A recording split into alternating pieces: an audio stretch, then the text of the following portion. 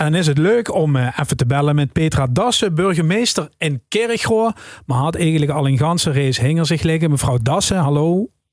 Goedemiddag. Hoi. Hey, ik zat na te denken over dit gesprek zo op vuurhand een beetje. Toen dacht ik eigenlijk, waarom zou ze burgemeester willen worden? Want dit is geen baan, hè? Het is echt 24/7. Ja, dat is een vraag. Die stellen we natuurlijk ook af en toe wel eens met een knipoog staan. Nee, dat is, ja, we kunnen het beter vergelijken met een roeping of zoiets. Op een gegeven moment dan werd ze getriggerd om met een Jot-platform te kallen. Ja. Dat is natuurlijk een baan die tot de verbeelding spreekt. En mensen dan de eer had dat ze ook nog ergens gekozen werd door een gemeenteraad. En hoe preuft dan aan dat ambt en ziet eigenlijk wie veelzijdig dat is. Ja, dan is ze eigenlijk wel zo'n beetje verkocht, hè. Omdat er is geen werk wat ik me kan voorstellen wat zo verschillend is. Hè. In het ene moment spreekt ze met de politie over wat in die stad of in die dorp speelt. En een uur later zit ze bij de mensen thuis omdat ze 50 of 60 jaar getrouwd zijn en heeft ze weer een heel ander gesprek. En zo gaat dat gewoon eigenlijk wel de hele week door. En dat maakt dat dit ambt zo ontzettend leuk is. Ja, want wat wordt dan op een gegeven moment het moment waarop de beslissing voelt van hey, gon ik vuur. Dit is het voor mij, burgemeester zie je.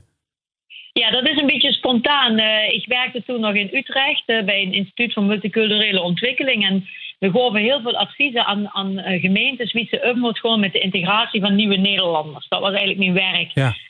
En dat was altijd een beetje aan de andere kant van de tafel. Hè? Lekker makkelijk zeggen wat de gemeentes moeten doen. En dan gewoon de adviseurs weer weg. Even het gechargeerd gezegd. Ja. Hè?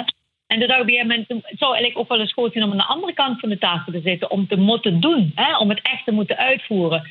Dat balletje is een beetje gaan rollen. En zo kwam eigenlijk dat burgemeesterschap op mijn pad. Ik denk, dat zou wel het kunnen zijn wat me past. Ja, dan kun je dus uiteindelijk dan terecht in Bezel.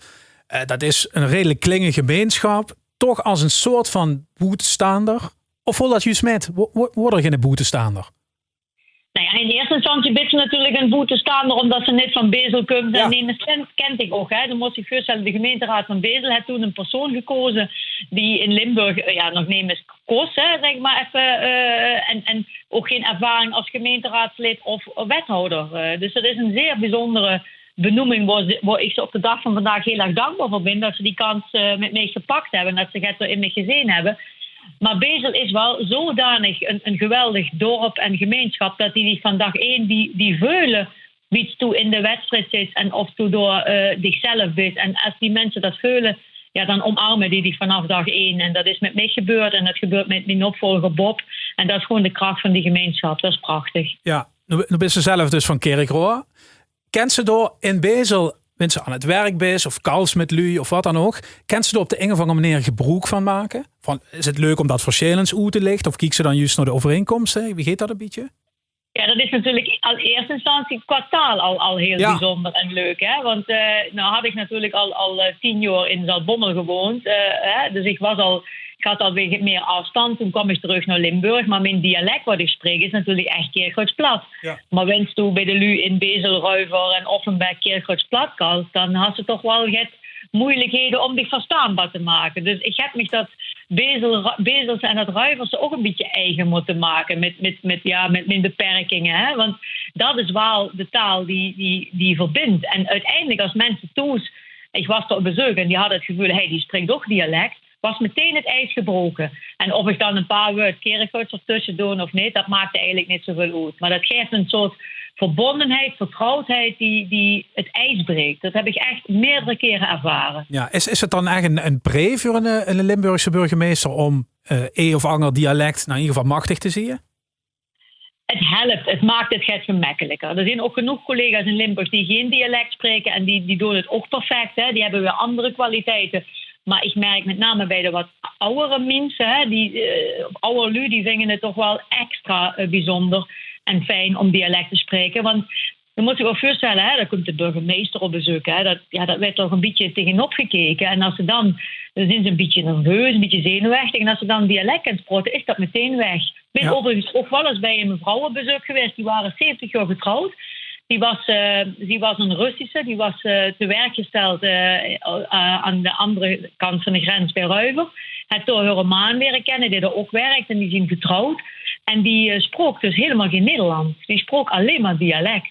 Dat heb ik dan, dat was zo bijzonder. En ja, dat was wel fijn dat ik dat ook sprak. Dat kon zo elkaar goed begrepen. Ja. Dus het is wel de taal van het hart van de mensen. En daar kreeg ik het makkelijker toegang toe.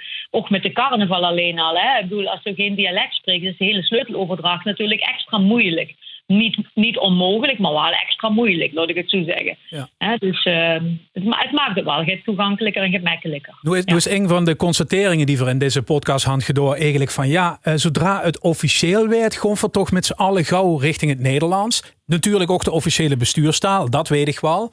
Maar is dat met de burgemeester binnenkomt net ook zo, dat u dan de behoefte had om in het Hollands te beginnen?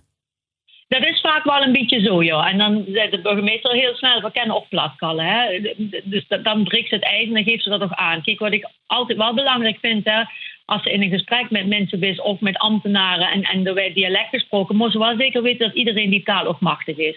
En want anders is het geen fijn signaal naar mensen die van buiten komen en in Limburg werken en zich door dan geen onderdeel van de groep voelen. Hè. Dus dat is ook wel een aandachtspunt, vind ik. Dus vandaar dat ik ook begreep dat het ABN vaak een standaardtaal is wat ze mee begint. Ja. Op een gegeven moment wordt Kerkroor de volgende stop in hun carrière als burgemeester. Best vandoor, maar ook lang weg geweest. Wordt dat nog het thema voor verschillende lui? Ja, daar kijk wel. Daar kan het de boom, hè, van wat kunt er nou? Sowieso een eerste vrouw, hè, dat is natuurlijk toch altijd ook bijzonder. En ik ga uit Betrouwbaar, dat had echt enge gehoord. Er zijn een paar van die gezellige, het oude lui op de bank. Ik gewoon, die worden zich zo aan het vertellen over de nieuwe burgemeester. En dan loopt het zoveel enge langs de kank. En die vong de woorden op van, hou eens een jonge man kunnen vingen. Zo van, wie is het toch mogelijk? Ja. Dat is toch echt wat in het beeld toch nog altijd leeft. Dus ja, de kerkgod kijkt een beetje de kat uit de boom. Maar merkt ook wel meteen, hey, dat is wel zo, want dat is van hij. En dat is wel meteen een band die mensen met zich smeden. En daarmee is dan dat kat uit de boom kijken ook weer gauw verleden tijd. En is het ook wel, oh ja, dat is wel bleer hij. Ja, en dan kunt ze dan nu tegen, die kent ze. En kent de pap en de mam. En dat is ook wel heel fijn. Hè? Want die nabijheid van het bestuur die ze dan kent uitstralen, die is goud waard. Ja, dat is dus geen strategie van u. Je hoeft net met een voorlichter te gaan zitten van wie gewoon voor die lui wel zo snel mogelijk binnenholen. Ik ben van Kerkroor en dat gewoon ze weten. Ja, dat moet jij er de burgemeester voor zichzelf afwegen wie dat deed. Ik ben door een beetje simpel gestrikt in. Hè. Ik laat zien wie ik ben en wat ik voel en wie ik opereer. En dat is dan wie ik ben. En daar moeten de lui dan een oordeel over vellen. Maar ik ga er niet jans lang strategische sessies over houden. Ik voel je bij dit werk. Voel dit me ook pijn. Als mensen oprecht teleurgesteld zijn omdat ik niet dat kan doen voor wat ze zouden willen. Dat deed me ook echt pijn. Maar zo werk ik. En ja, dat geeft ook een beetje van intuïtie, gevoel en openheid uit. En niet van heel veel strategische overwegingen en analyses, zeg maar, in het direct contact met inwoners. Het anders is dat als je kijkt naar waar moeten we met deze stad met z'n allen naartoe. We hebben natuurlijk absoluut een stip op de horizon en een visie nodig. Maar dat is ook met het team van wethouders, raadsleden en inwoners. Dat is eigenlijk ook weer gezamenlijk. Ja. Is er in een collegeoverleg werd er eigenlijk platgekald bij jeugd? Ja, dat is ik keer gewoon alles in het platje dan in het college. Ja. Is dat bijzonder? Werd er dat van collega's bijvoorbeeld? Ik denk dat dat vaker gebeurt. Er zijn meerdere colleges die dat wel hebben. Maar ja, nogmaals, dan heb je ook de mazzel dat jij er en uit het college ook een keer het dialect machtig is. En dan moet je soms wel eens alert zien met een presentatie aan van een ambtenaar of die dan uit een andere streek kunt. Dat we dan ook van mannen en zeggen van even in het Nederlands alsjeblieft. Ja, maar en dat doen we zo. Uiteindelijk werden er natuurlijk toch zaken gedoor. En het plat had vaak zo'n informeel karakter. Ja. Zo ons kent ons. Is dat dan lastiger om zakelijk te blijven met z'n platkalt? Ik ervaar het niet zo. Ik ervaar dat het vaak de scherpe kantjes er vanaf kan holen. Op een bijzondere manier. Dat het de zakelijkheid het milder maakt. Zo ervaar ik dat. Ja, dus het is eigenlijk alleen maar aanwinst.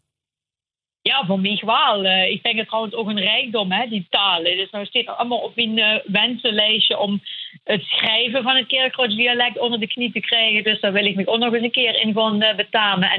Maar dat vind ik sowieso ook met taal, ook met de Nederlandse taal. Een van mijn favoriete nationale radioprogramma's is toch wel de Taalstaat op zaterdag. Hè?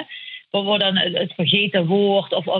En taal is zo mooi en heeft zoveel rijkdom. En als je zich in verdiept, ja, dat is altijd wat mij zelf ook wel inspireert. En dat is met het dialect ook. Als je een dialectgedicht leest, ja, daar zit zoveel rijkdom in qua woorden, qua geschiedenis. Dat gaat over de mensen. En dat vind ik altijd zo mooi aan taal. Prachtig, mevrouw Dassen, dankjewel. Ja, gedaan, Ruud.